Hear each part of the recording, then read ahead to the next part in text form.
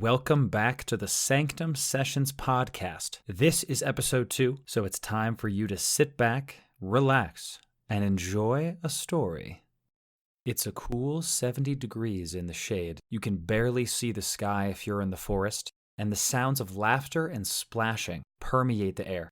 This was my first time at a summer camp. I was 12 years old, my rising 7th grade year, and I didn't know any of these kids. Supposedly they were going to be at the high school that I was going to be at, but again, I hadn't met them before. Back then, I was not as outgoing as I am now. I didn't necessarily know how to say, "Hi, here's my name, how are you?" I was nervous and my hair was way too long and very bushy. With that being said, I made a couple friends on the bus ride over, but there was some 20 to 30 people. I didn't get to meet or hang out with all of them, and they were kind of cliquey. When we got to the summer camp and we actually started doing the water activities and general camp tomfoolery, I became closer with members of the other high schools, specifically Herndon High School. We went everywhere together. Breakfasts, rafting, even the Blob. For those of you that don't know, the Blob is a inflatable tube-like plastic-covered device that is put over the lake with a tower on the land side. One person jumps onto the Blob, crawls to the lake-facing side, and waits for their friend to jump onto the back side of the Blob, thus propelling the front person up and into the water. To say the Blob is exhilarating would not be doing it justice, but we'll get to that later. Now, the dorms were split up, male and female, and needless to say, the males in my dorm didn't really take too kindly that the odd kid out was being so friendly with members of not only another high school, but girls. Oh, to be 12 again. Now, one night we were getting ready for bed. I was just about to tuck myself in when the ringleader approached me. "Hey, we're gonna go skinny dipping." "When?" When? I said while trying to do my best I'm not terrified voice. "Well, we're gonna go later tonight. What do you say?" My mind was racing. This could be it. This could be how they start liking me. I could actually have friends at my own high school. So of course, I said, "Sure." Sure? The ringleader looked perplexed. You're actually gonna do it? "Well, yeah, let's go. I mean, when are we going? When is later?" Well, You see, even back then, ladies and gentlemen, my mind was beginning to form in such a way that PvP was what I was good at. I had already noticed the comings and goings of the counselors, been tracking their movements, not necessarily for this occasion, but I had a feeling the information would come in handy, you see. So I responded, "Well, they come in around 10, and then they come back at 11, so we have to leave after 10, and then get back before 11. Right?" Sure. Yeah, I knew that. Yeah, let's come back before 11. Everybody, let's come back before 11. Okay. Now, the ringleader was just stepping back. No one was really moving, gathering towels, putting on bathing suits. Not that we would need them, but no one was moving except for me. I gathered my things and waited. The air was tense, and I was too in my own head to notice what was really going on. 10 p.m. came. The counselor came in, checked on everybody, made sure they were all in their beds, tucked in and sound asleep. Of course, my eyes were just closed. I wasn't actually asleep. Once he left, I waited a couple minutes, perked up, and then started getting my towel and bathing suit. I walked over to the ringleader and said, "Hey, it's time to go, right?" He just went, and rolled over.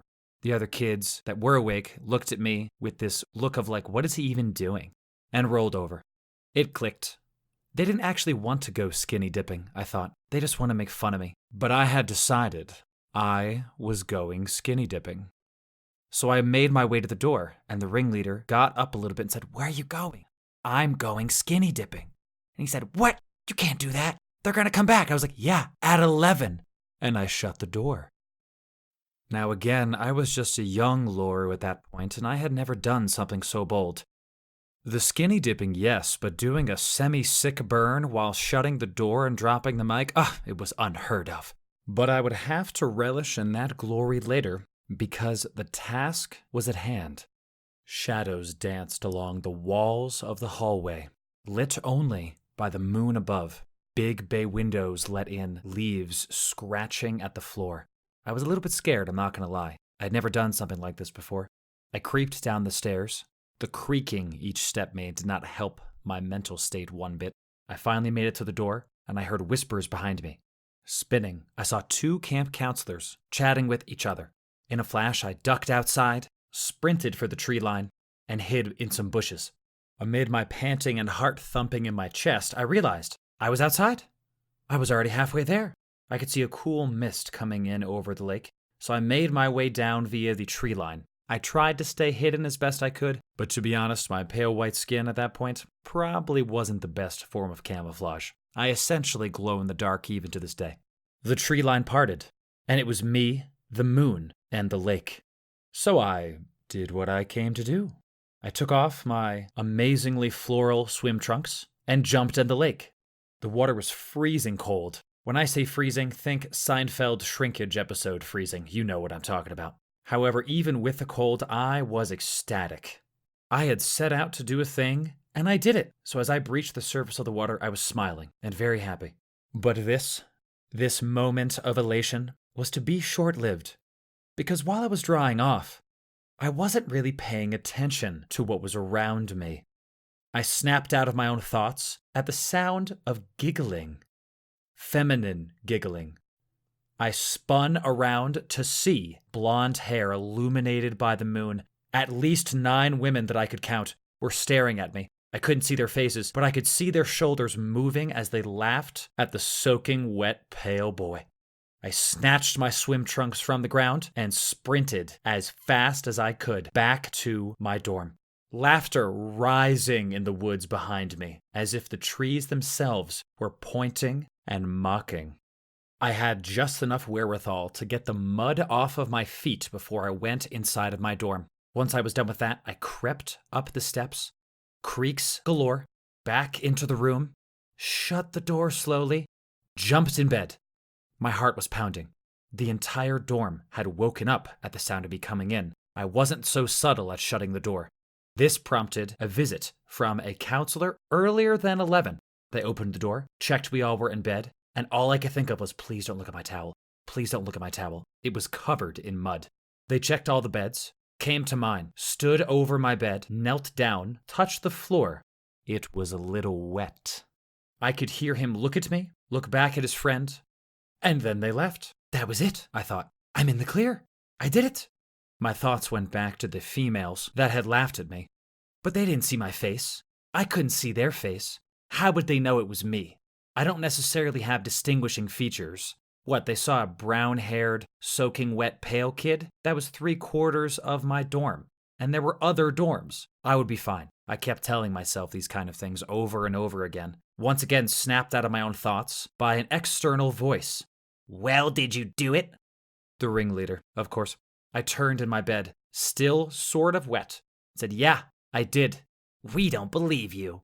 We don't believe you. After all I had endured, after everything I had been through, after actually going through with the deed and having proof. Proof, I remembered. Look at my towel. It's covered in mud, I said.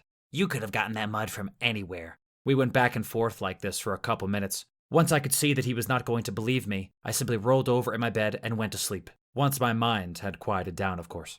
My dreams that night were not so friendly. A laughing moon, trees with toothy grins, and a bathing suit I couldn't find. I was groggy, but happy to be awake the next morning. I wanted to put that night behind me. So I got up, got dressed, went to breakfast, had a pretty normal day. Now we had some free time in the afternoon. This is when I would meet up with my Herndon buddies normally. Of course we were going to the Blob. Just the thing to take my mind off a pretty interesting evening. I climbed the ladder on the tower, got up, found one of my Herndon buddies. Hey, do you want to do the Blob? Of course, said the blonde girl. Said the blonde girl. This fact escaped me. I had hung out with this girl a couple times and thought nothing of it. So I went to the edge of the tower, jumped onto the Blob, and crawled towards the front. As I was crawling towards the front, a group of kids from my dorm were walking by, including the ringleader. I looked with disdain. I still didn't like the fact that they had tricked me, or tried to trick me the night before, and then I had gone through with it anyway, and then they still didn't believe me. I sat on the edge of the Blob and turned around. As I turned and looked back at the tower, I saw it. 9 women, staring at me with the same toothy grins I had had nightmares about. My face dropped. The main blonde girl smiled and said, Had a nice night last night?" My face dropped even more. She backed up and sprinted forward, getting a running start, propelling herself up as high as she could. This was the vertical jump. Now, you weren't supposed to do full vertical jumps with the Blob. It would send people really high into the air and risk injury, said the camp rules. The kids did them anyway when they were trying to mess around with their friends. But this was something else. A running start and a vertical jump. She was trying to mess with me, that I knew. But in the moment, my embarrassment outweighed my fear. She climbed into the sky and then swan dove straight down. This jump was no normal thing and attracted the eyes of many people, including the ones from my dorm. I turned back at the exact moment to see their shocked faces. Everybody else had seen the vertical jump and was getting ready to clap at whatever silliness was about to happen. But those from my dorm had looks of disbelief, sly grins, and utter shock. This wasn't the emotion you were supposed to get when you saw a full vertical jump. Sure, it was interesting, but not that interesting. Of course. The girl had validated my story. She mentioned last night. All the girls were laughing. They were still giggling. Amidst my shame, I realized my dorm mates would have to believe me now.